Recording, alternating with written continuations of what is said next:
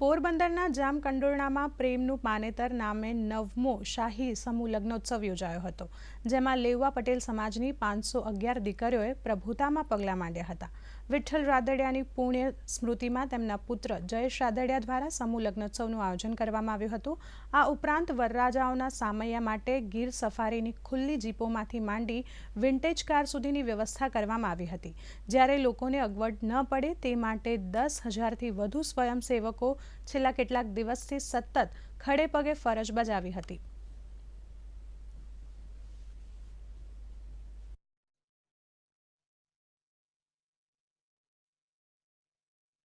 પાંચસો ને 11 દીકરીઓનું મેં આજે એક મજબૂત કાંદાથી આજે મેં કન્યાદાન કર્યું છે. અમારી જાતને ભાગ્યશાળી માનું છું કે લોકોના નસીબની અંદર એક દીકરીનું પણ કન્યાદાન હોતું નથી.